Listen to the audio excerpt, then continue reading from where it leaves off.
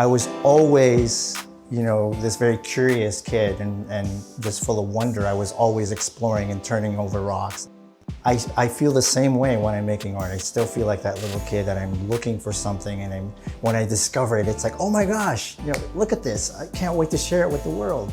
That's never gone away. And that's what keeps me coming back to it.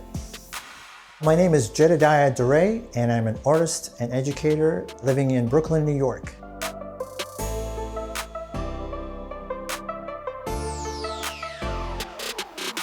Good morning. Got a lot of work to do today, so time to throw down and get busy.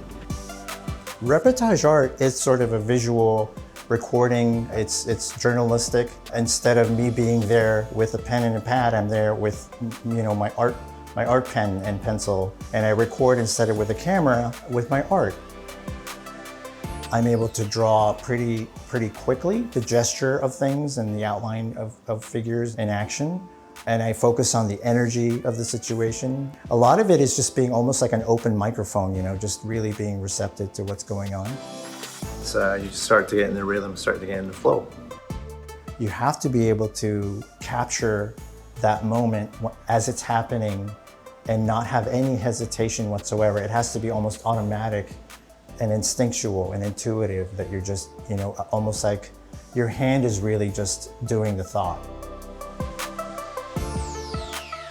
The struggle of being an artist is being able to, to do it full time. It's almost like you have to be on all the time. It's a 24-hour job. So it's just a constant grind. And that really wears on you. It really does just, it just pulverizes you sometimes.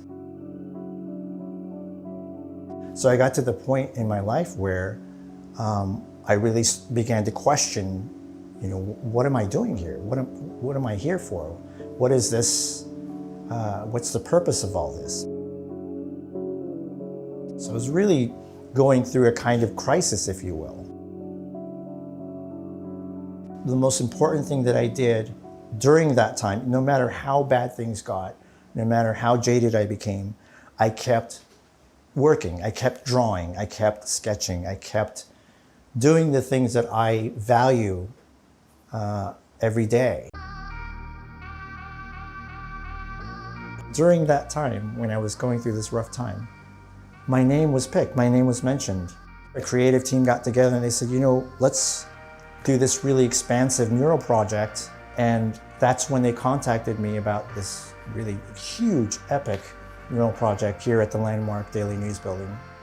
One of my artistic goals was to do murals for a landmark or historical building here in New York.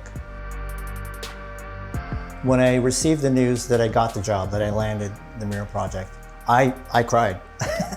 I cried my eyes out.